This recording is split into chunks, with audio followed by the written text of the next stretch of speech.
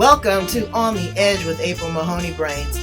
You're at the spot, the place, where the conversation is pointed, the guests are sharp, and the responses are never dull.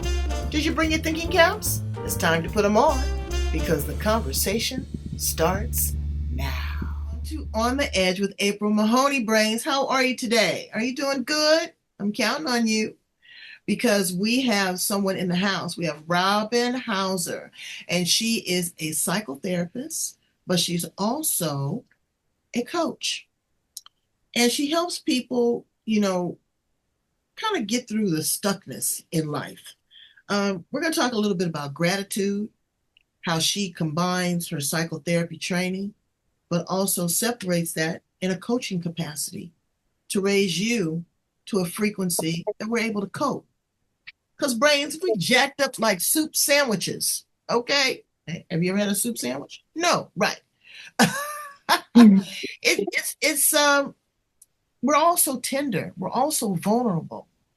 And we're all so naive because we're just going along with the narrative. We stopped critical thinking. And that's what Robin's going to help us do. Get back to critical thinking. Let's welcome her to the show. How you doing, Robin Hauser? Hey, April, thank you so much for having me, and thank you for your audience for listening. I appreciate the warm welcome. Well, we welcome you because we welcome anybody that is going to try to stabilize and bring back normalcy and civility in the areas of mental health. I have never seen or heard so many young millennials talk about their therapists and their online counseling and their AI training like they do now. They have a therapist like we have a dentist. Yes. And Yes. it happened after COVID when people really had to go inside themselves and see who they were living with and deal with their addictions and, take stake in what they owned and if they would have a job, if they would go outside and inhale just air and die.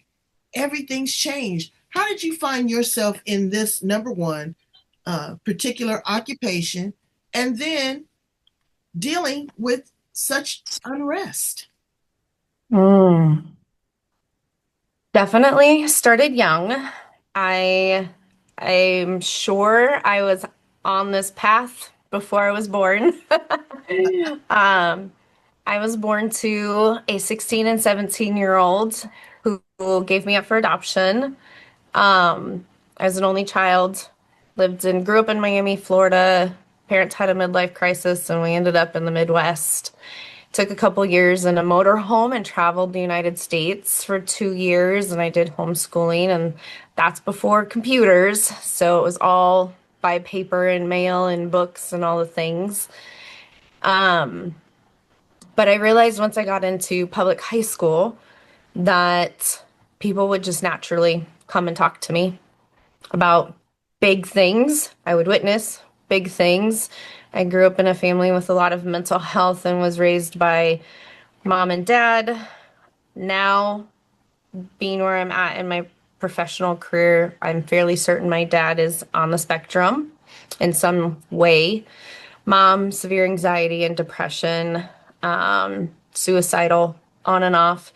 And we lived on my grandparents' property. We had a mobile home on their century-old farm, and these are grandparents that come from war and depression and a lot of scarcity mindset.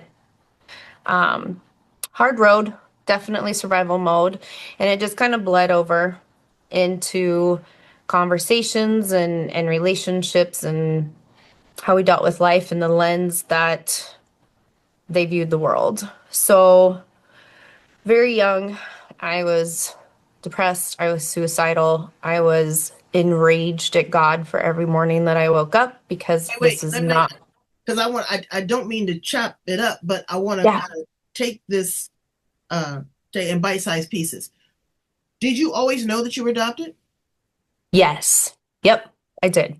So was there a certain amount of displacement or a lack of connecting to these people that chose you to be in their lives? There was a connection and there was always a longing for who do I really belong to? Who am I really? Why didn't they want me? Was that a part of the disconnect? Huge theme of I don't belong. I'm not wanted. I'm not good enough. I can't live up to. Yeah, definitely. Who am I? Like I can't say I'm genetically like this person or that person. I was the black sheep. Was that now? Was there other children? No. Okay. Was that something that you conjured up in your own mind, or is that how they treated you? That's a good question. I would say both. Also, with mom having depression and anxiety and a trauma history that I found out about right before she passed, but not until then. Her sense of not being good enough. And so she was my role model as the woman. And so it really made it very loud for me and very, very true. Did you ever connect with your biological family? No. Did you ever seek them out or search them? Was it a closed adoption? It was closed adoption. I did get in touch with the lawyer who managed it because it was a private adoption. And he was gracious enough to say because she was a minor, her mother's name would have been on all the paperwork. So it was going to be nearly impossible for him to, even if he wanted to help me or guide me. And closed adoptions in Florida, especially at that time, were very difficult to undo. So for me, it felt like when you hit that big of a wall, there's a reason. If you're Okay. supposed to, it's a little easier. So, how was the father? My father, Mhm. so that's where I say spectrum. Um, Lack of empathy, low emotional intelligence groomed me from a very young age that women are for men. Would tell me he could do whatever he wants to me. He has a receipt for me because he adopted me. And the focus really was on how I looked, how my friends looked, how men received me, my value as a did not, and that's why I say grooming in the sense of my body that I was in charge of, I was his property. So he did violate psychologically. Absolutely. Yes.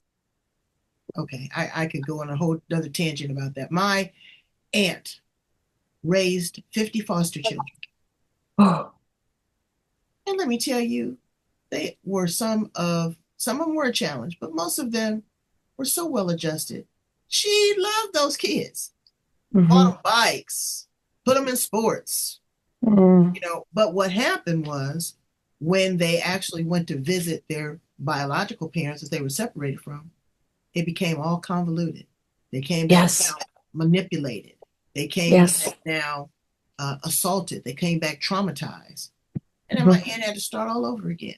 Yes. And Yep. so I can't imagine what it is like to be adopted and to be mistreated. If you adopt somebody, that means that you have chosen that person. You want to honor them. You want them in your life. This is something that maybe you were not able to conceive naturally, something you've longed for, something that you want to bond with, you want to grow for, but then do it and not, I don't know. There's a special Um, place. There's a special place for those individuals. Oh there yes. is, and still, even well, my mom passed, she had COPD. I was her medical power of attorney, and that was about a 4 year process. And my dad started developing dementia during that time. So I had to manage everything. And once my mom was a hoarder, once it got time to move him out of that space, because it was again on my grandparents' farm, that was my mom's parents. And once she passed, my grandmother said, I want him gone. And that was my responsibility. So with him for 1 week, we cleaned out the 2 bedroom mobile home that they had. And he continued to remind me during that time, I didn't ever want you. I never wanted a child. Your mom convinced me she wanted a child. She was the one that kept being persistent about this. Again, right? You have to be on the spectrum and like have no idea what you're saying in this moment. So I am still now his caretaker. And that situation and having to be in his space often brought me to a place where I thought, okay, I can hate this. I can resist this. I can let it continue to eat me inside. I can be resentful and let it turn me into somebody I am not by nature. I am not that human. I'm not an angry, resentful human. Or I can use it in some way. I can find a way to use this for my own healing. And that's what I did. Well, you have really sought out um, to elevate it to the zenith point, because a lot of people wouldn't have done that. They would have just let him go ahead and, you know, find his own, Right. find his own Yeah. way. I had a situation like that. Somebody in my life that was a step parent. I loved, nurtured, would drive 250 miles, take them food, and buy food for them, even after them and my mother were broke up, Mm. and came back to me and had the audacity to tell me, "You've got a problem. You've got it confused. You think I'm your father." I'm not confused. I don't have daddy issues. I was doing this out of the kindness of my heart. But that leads me to grief and gratitude. I had to Mhm. grieve that situation. It Yes. really hurt me because my mother was telling me, she called me a damn fool. You damn fool. I don't know why you going down there and cooking and doing all this kind of stuff. He doesn't appreciate it. I said, well, Mama, that was your relationship with him. I said, my relationship with him was different. He taught me, how to be respectful, never violated me, taught me about investing, had set boundaries so that there were certain things that didn't happen. A great step parent until dot, dot, dot, dot, until Mama Mhm. didn't want him no more. And Mama didn't want him no more, then everything went to hell in a handbasket. So I had to grieve that situation, and I'm still very tender with it right now. But girl, I am over it because I know that I did all that I could do, and I did what God's looking to me to do. My judgment, it's not about the award, it's about the reward that God is going to give me when I get there. Because this was my soul contract. This was the journey that I had to go through. So you got to grieve these situations, but you got to be grateful. And that's what I think I am really annoyed about is the lack of gratitude. I tell Mhm. people all the time, gratitude is the gateway. It is. It It is. And it's not the up. checklist. It's not the, well, I'm grateful this, I'm grateful that, I'm grateful whatever. I have a roof over my, it's not, there's a different type of embodiment Yes, ma'am. with true gratitude and an operating system that builds and leads you when you actually embody it. But how are people able to be grateful for adversity? Mm. Because in all Mhm. transparency, Robin, if Mhm. you had not went through some of the experiences, maybe not all, but the experiences that you went through, you would not be the woman that you are today. You would not have a testimony. Okay. You would Mhm. not know, the good from the bad. You would not know what love is. I know some people right now that'll tell you that they really don't know what love is. And love is by design. It is Joy. I've had to learn joy. joy and trust, Mhm. and when to be vulnerable and when to have boundaries. You've had to learn so much through this whole process.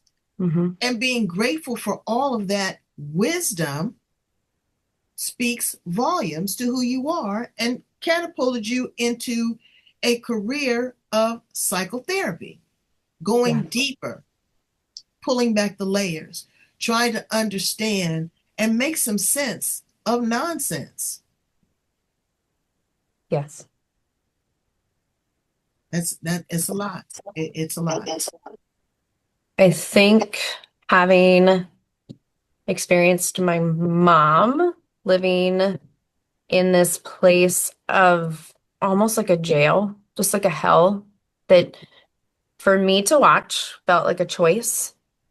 Um, and listening to my dad constantly say, like, I can't wait till Friday. And then here comes Sunday afternoon, and oh, here we go, miserable Monday again, and stuff like that. And just listening to them and watching them and realizing these are choices.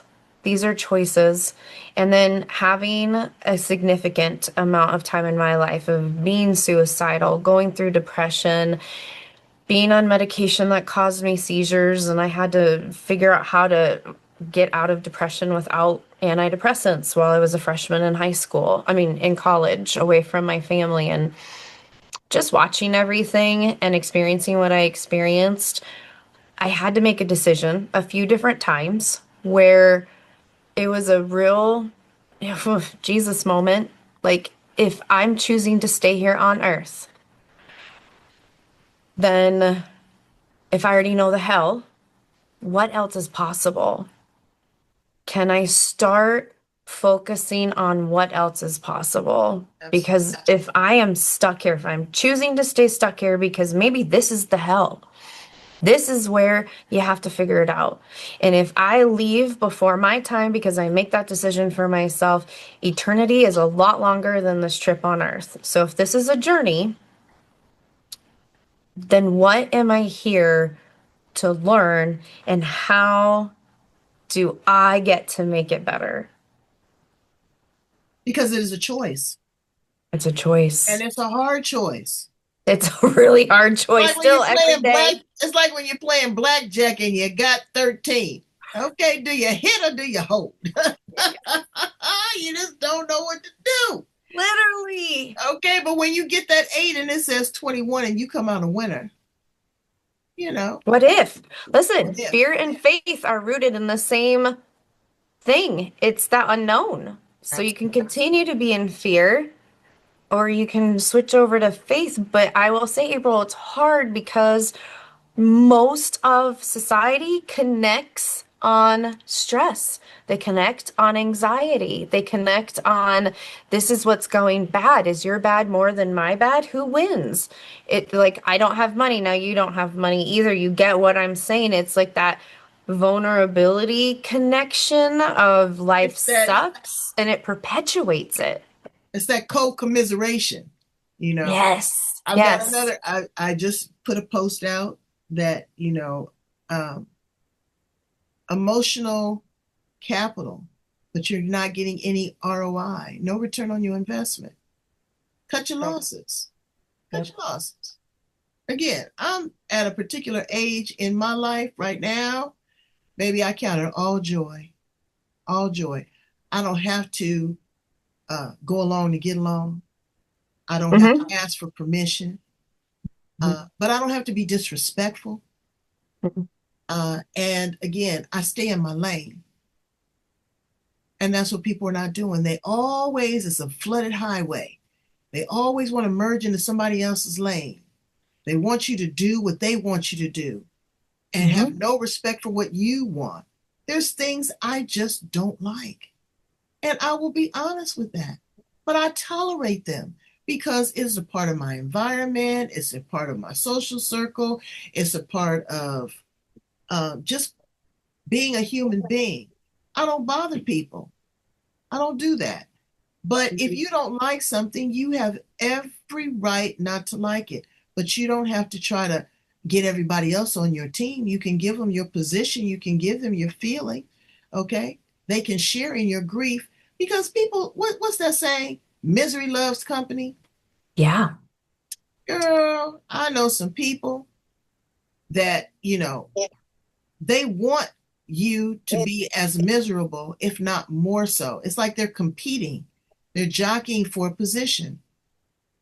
I had one friend tell me, "Oh, you know, you're Miss Positivity. Every time I talk to you, it's like watching a damn commercial."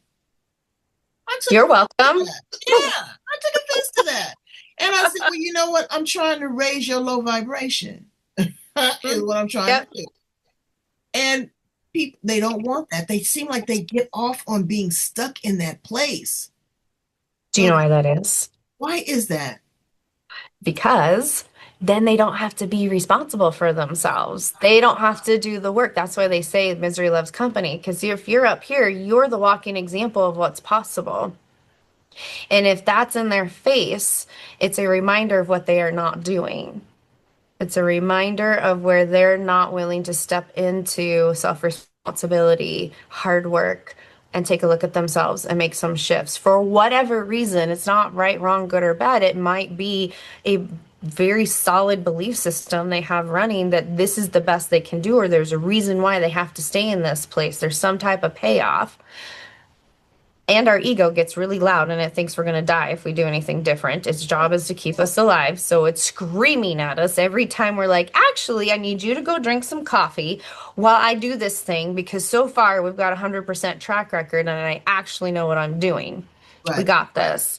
But it's that if you're doing well, you're showing me where I'm not doing well. You're triggering me, you're shining a light on me, and I can't handle that. That is too much. So I'm going to put that back on you as hard as I possibly can Right. because I am not willing to take a look at myself. Are you in a good space right now, Robin House? Housing? I am. You I are? am. I have life. I have life. I still take care of my father. I still have health issues I deal with, but this life is something that I walked away from a lot of other things and made very hard, scary decisions because I knew somewhere in my soul this is where I was supposed to be.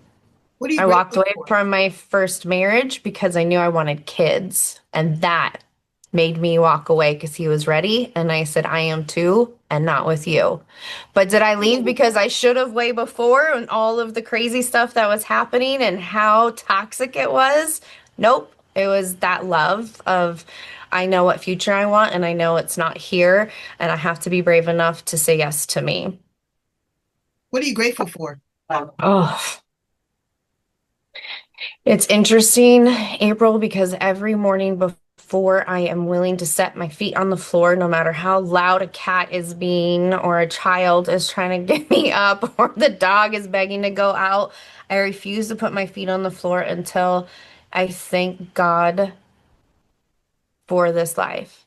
I thank God for my health. I thank God for a safe place to sleep. I thank God for the abundance of family and love and friends and life and my clients and this ability that I have to be mobile and my body that works for me and moves for me to make all of this happen and the ability to get to do on purpose every day what my passion is. This is not what I do is not work to me. It's what I get to do. And I can't imagine not having that in my life. I can't imagine working a job that feels soulless and saying this is the best I can do. So It's a there's privilege. so many more things. That's why I said this podcast is a privilege for me. It's not Yes. to allow people to feel comfortable enough and vulnerable and safe and know that they're being heard and they're being seen. Now, Huge. yes, I do That's why. judge. I'm not gonna lie, I do judge. I do, but it's We're based. human.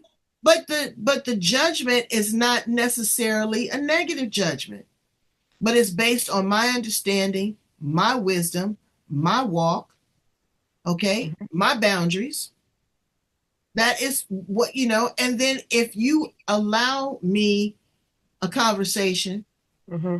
then I allow you the capacity and the space, we can come to a negotiation because I'm going to learn something. Good, bad, or indifferent. I'm going to walk away with something more than what I had than when we started.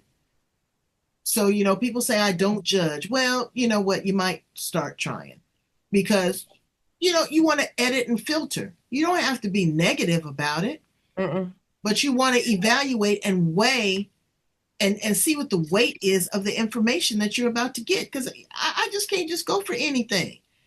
You know, April, would you reframe that from judgment to preference? you're getting more clear on your preferences and like what you want, what is right for you, what's fit for Well, no, you. well, I can include that, but I wouldn't necessarily say that I would extract the judgment because the again, I don't look at judgment as a negative connotation. I don't necessarily see it as, you go to a court of law, you make a decision based Mm-hmm. upon the facts Mm-hmm. that you are rendered a judgment. Yep. I'm not saying that again, it has to be negative. It can be positive. I can have a positive judgment about you equally. But Mm-hmm. again, it's you have to weigh your preferences. You have to know what you know. Again, you have to offer that space. You've got to hold space for people. You got to be Yeah. mature to handle it, even if it's something that you don't like. Yes. Even just your situation with your stepfather or with your adopted father. Mm-hmm. You don't necessarily consider this as just like stellar, but again, based off what you've done, you've made a judgment, you've made a decision that I am going to go outside of myself, ascend to a higher level with the preferences, and my preference is to be a good person and to continue to do that. Even if that other person doesn't appreciate, that's like I said, the person with me, they didn't appreciate it. And I think that that hurt me more than anything was a lack of gratitude. I tell my kids too, gratitude, if you're not grateful, that'll get you cut off because this is not something I have to do. I don't want you to grovel. I don't want you to kiss my feet, which might be nice, but no, I'm just kidding. No, Yep. Yep. I don't want you to do all of that, but I want you to recognize that somebody has stepped outside of themselves to appease you, to accommodate you, to love you, to sacrifice for you. And I Yep. want you to be appreciative of that. I was gonna say, I feel like there's also a fine line between the gratitude and the appreciation. Like I've told my kids for Christmas, you might not be grateful for the gift that you got. It might not be the thing that you want, but you need to have appreciation for the fact that somebody put thought, resource, time, and love into doing that for you. So if you don't like the gift, we have plenty of people and shelters and other kids we can give that to, and they might be so grateful for that thing Right. and to have appreciation. But the appreciation, I think, is lost so often and not given the weight that it should be given. It's I'm entitled to, I have this expectation of, and in our house, I look at my kids and I'm like, my name is mom, not maid. So if you ask me to do something for you that you can do yourself and I'm willing to do that, you better have a whole lot of appreciation for that because that's not something that will continue. You say please and you say thank you and you have appreciation for people. That's right. And a genuine appreciation because, Yes. again, you have to show the downtrodden. I know my daughter was having problems in school reading. Mm. That was not Yeah. her forte.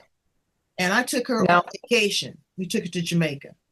And she, Woo! Yes, I love Jamaica. yes, I do too. And I let her watch the little girls who had crisp white lace stockings, patent leather shoes. Their uniforms were pristine, and they were singing. They were so happy to go to school to learn something. Right? And my daughter looked and watched and looked, and I said, just observe. I'm not going to have a Yeah. whole lot of conversation. Life can show you better than I can tell you. Yeah. Needless to say, she come back. Them grades went through the roof Yep. because she You get to. back. Yes, I said they want to go to school. I said, do you see they're walking? Mm-hmm. I'd Mm-hmm. pack your lunch and put you in the car and take you there. Come back and pick you up and then take you to McDonald's afterwards. They don't get all of that. No. Mom, No. Mommy, I learned so much. I learned so much. So I get that. So are all of these things that you just outlined for me, are they going to be included in your TED Talk? The TED Talk is really about anchoring in the understanding that it is not in anyone's best interest to ever put their validation, their humanness, their worth, their purpose in another human being because we all have our own human limitations.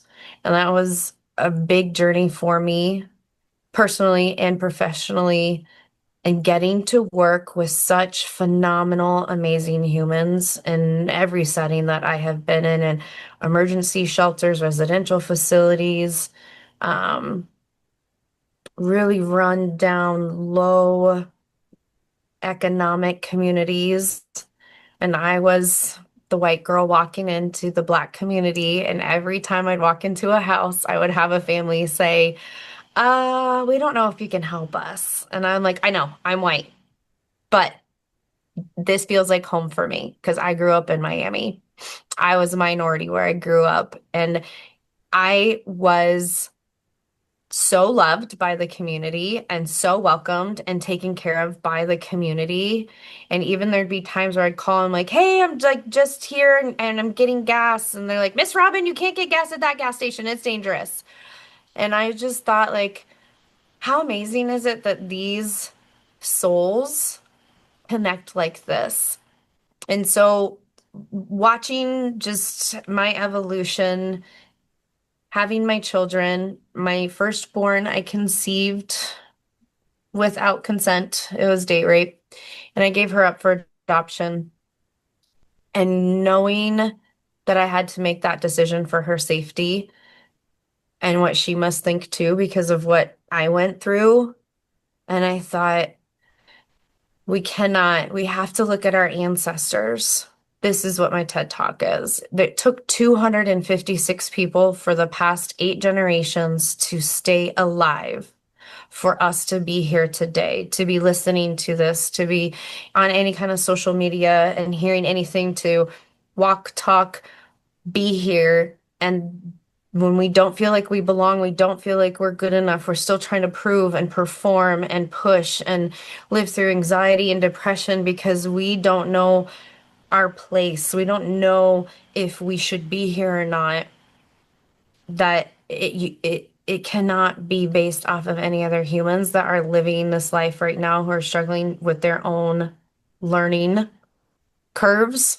This is what life is here on earth. We're here to learn. We're always children learning, no matter how old we are. And that ability then to look inside instead of the outside validation. And that's self-leadership. And so moving in that direction and using the pivot then when we're in a dark place, I get that. It was gratitude that pulled me out. It's the practice of gratitude. And one of the little boys that I worked with when I was running a trauma center for children, I was the clinical director.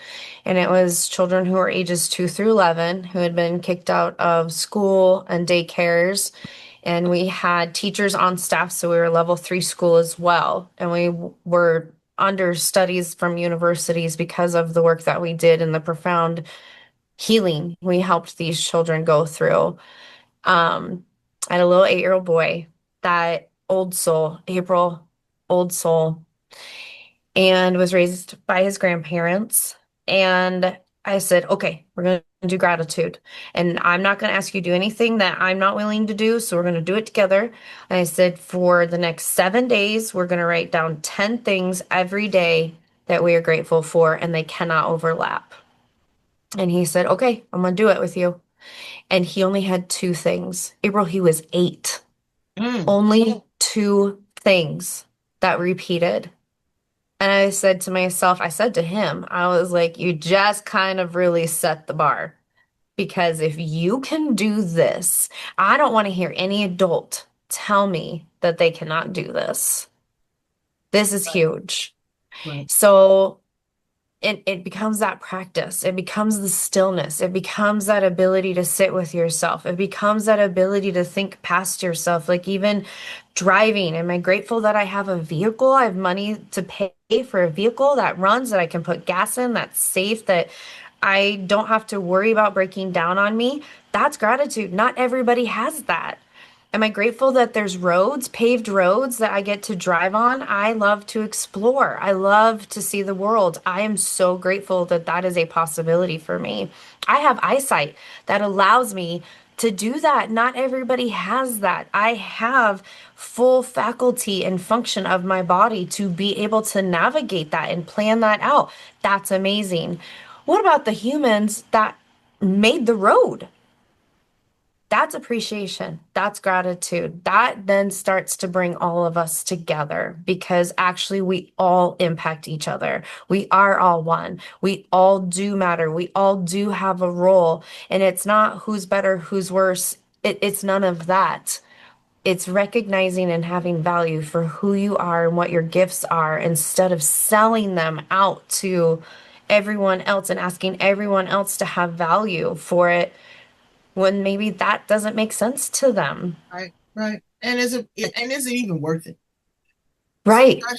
Sometimes we overthink things. I say that all the time. You overthink it and you just get exhausted Hmm. on the what ifs, Hmm. you know, Hmm. trying to What come ifs through. and why me?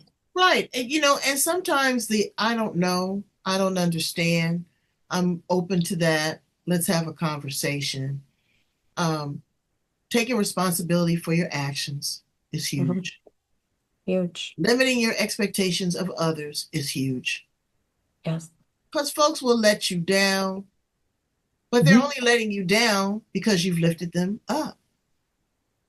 Are So, you accepting them for who they for actually who are or they are. who you want them to be? Right, right, right. And it's too much of that going on. Too much. Hmm.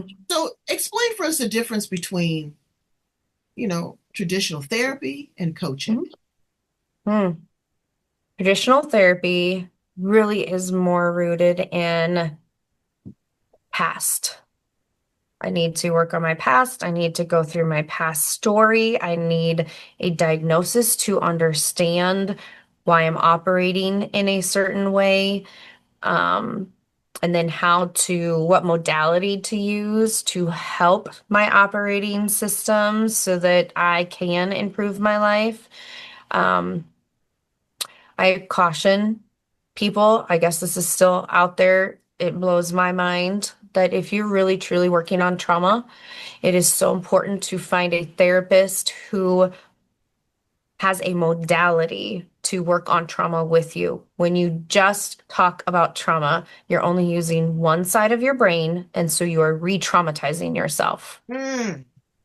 If you are not using both sides of your brain, if you're not using like brain spotting or EMDR or something like that, and you're trying to process through trauma, that's the only way to do that. That's the only way to shift the perspective, break up the trauma, and have the brain understand actually what it is. And that's the other thing. I have so many people that say, well, I don't think I have trauma. That thing wasn't so bad. Other people have been through worse. But April, if you and I are in the same car accident and we get out of the car and you say, well, the tow truck got here, nobody was hurt, it's inconvenient. At least I got an afternoon off of work. I'll get the rental tomorrow. That sucks, but I'm good. Tomorrow's another day. I walk away from that. I get to my house and I say, I am never leaving my house again. The world is scary. It's unpredictable. I almost died. That could have been worse. All the things. Same thing, two very different responses. We have this tendency to believe that it's the event, and it is not the event. It is how it impacts us. And for kids, especially, it's the same with us. If children have an understanding of what has happened, that it is not their fault, and they have assistance in understanding and conceptualizing it, it does not stay stuck as a trauma. It's not the event. Oh, wow. So it's a huge shift. So when you have somebody that says, as a professional, I'm trauma informed, I can help you, you better ask them what their modality is and how they help you process it. Because if it's just, well, we talk about it, no, do not. You will re-traumatize yourself. You will be in a worse place. And you will say, this is exactly why I did not want to go through therapy because I knew I would have to go right back here and I would feel the same and it would Right, be horrible. And I already lived through it and I don't want to do that again. right. And I tell this story too. I got a girlfriend that went to therapy for 15 years. Ooh, I know. Wait. So she lived the trauma for 15, and then she talked about it for another 15. no, You've been stuck in that holding pattern for 30 years. So no. either he was prescribing her some medication, he was real good looking, Yeah, or something. Because, honey, my therapist is wonderful. Well, with no breakthrough? right. And And okay, that so was, April, for some people, they want that. It's okay, a but see, codependent relationship. there's my judgment. There's my Yeah, judgment. I yep. was like, Bring it. okay, it wasn't about perception. It wasn't about options or choices. It was a judgment. I'm saying something here is not right. Hmm. Something's not Hmm. right. But again, like you say, some people, and again, you go through it, you have a little tune up, you have a little maintenance. But when do you cross the threshold Uh-huh. and say, look, this is a part of my story? This is not who I am today. This is who I was Yes. yesterday. Yes. And who do I aspire to be tomorrow? Hmm. What do By I living in want? the present. Okay, I get all of that. But Mhm. yes, you see why I judge? I understand it. Everybody doesn't frame it the same way. I get it. But this Yeah, is, no. this is why I'm in this hot seat. Let's ask you Yes. some fun questions. Oh, wait, April, do you want me to tell you then coaching? Oh, I'm Just sorry. for your audience. No, you're good. That is then where you are working with that belief. I am not my story.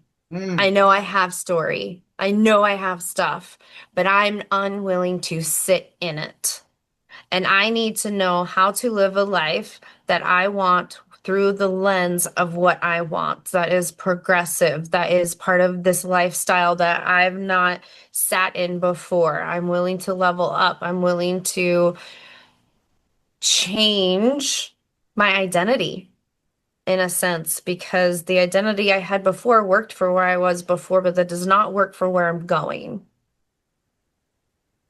And mm, that's how I work with my clients, where it's, and again, the trauma, I've started with all of these moms. Once I worked with kids for so long, I was like, the moms, they're the generational healers. I can only get so far with working with children. I need the moms. And so I started working with the moms, and they were healing their relationships with their moms, and then seeing how big of an impact they were having on their children. right, right, And then my moms were doing great, and they were like, now what?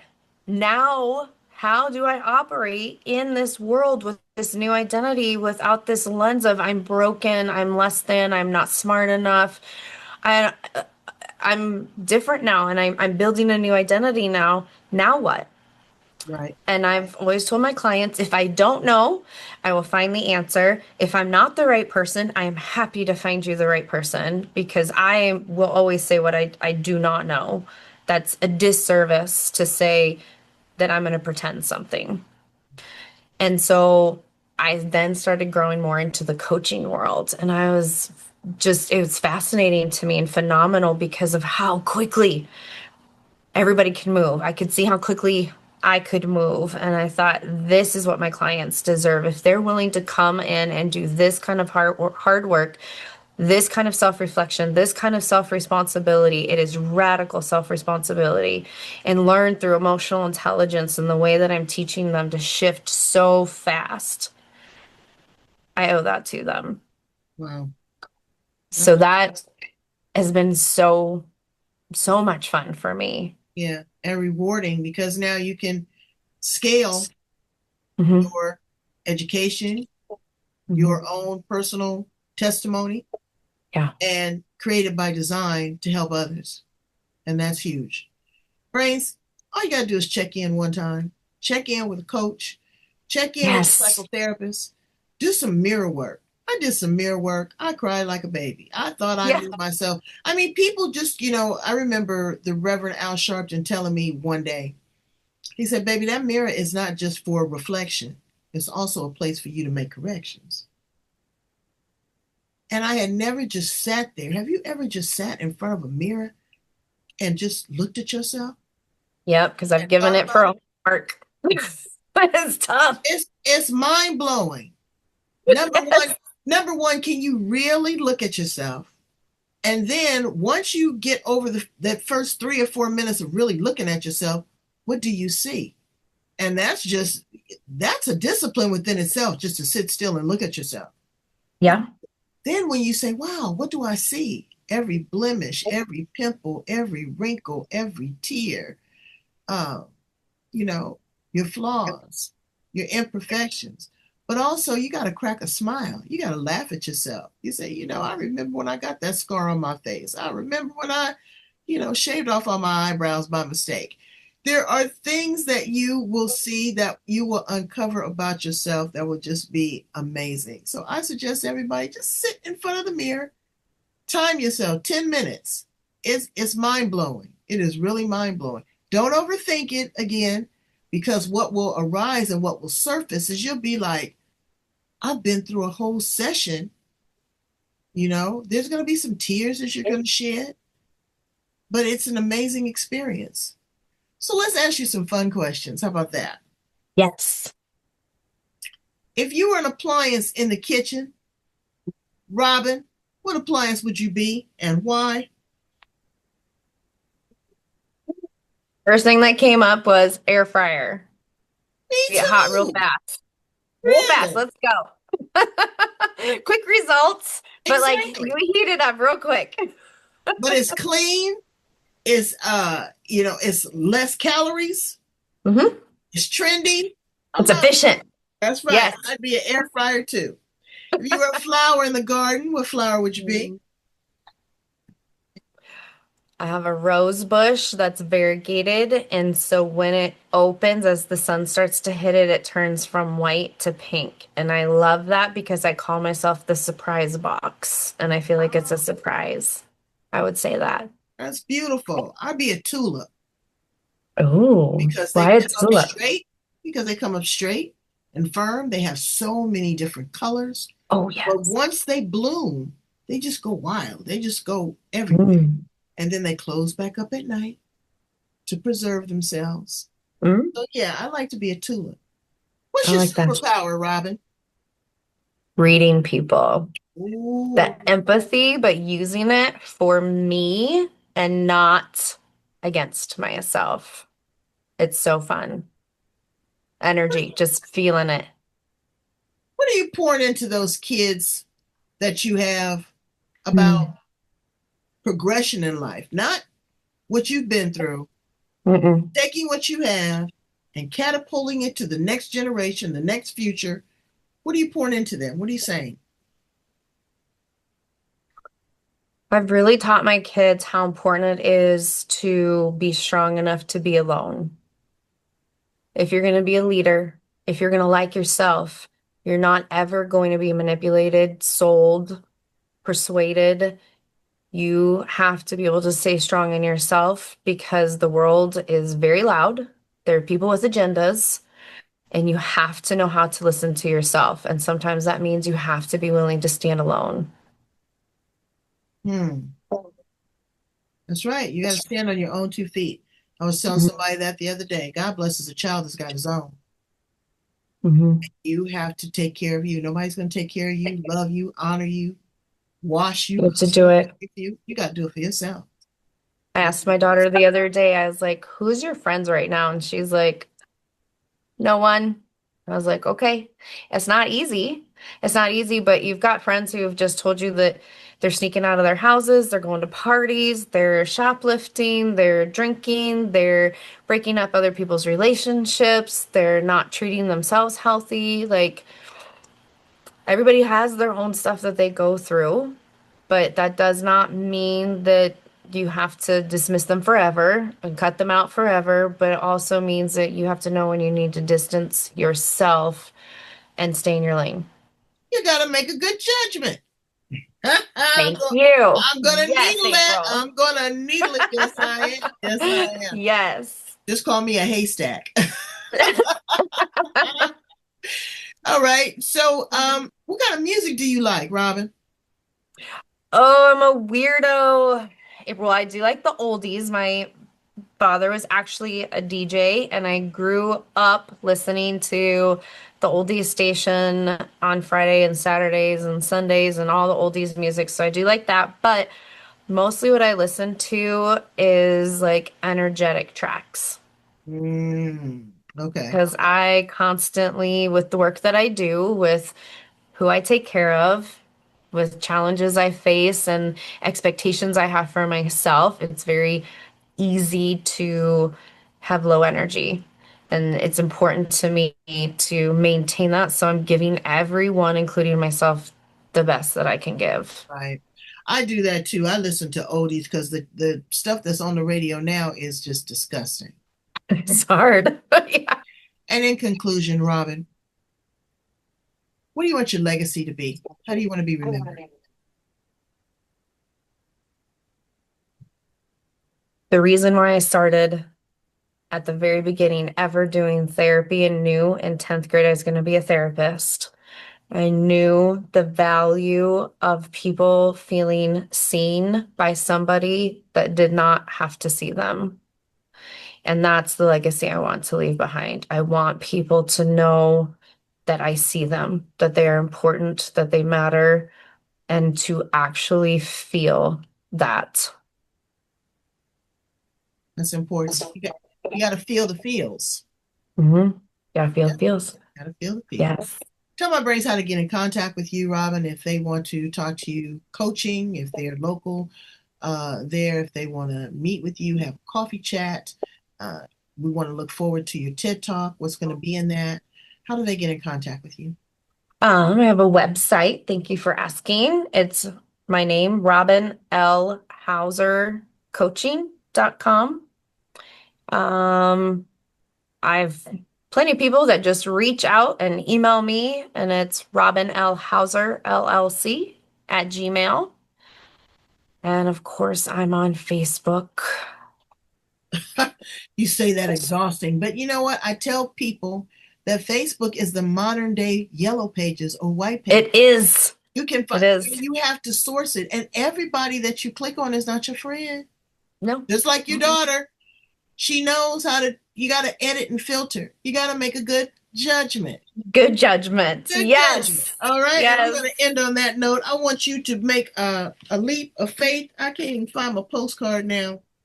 I want you to go like, love, share, and subscribe on my channels. Um, and connect with me. Connect with Robin.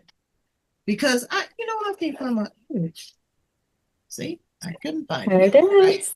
But I want you to go here. I want you to love, like, and share. We are on LinkedIn. We are on Instagram. We are on YouTube. We're on Facebook. Yes. All the usual hotspots because it's happening over here on the edge. We're clear.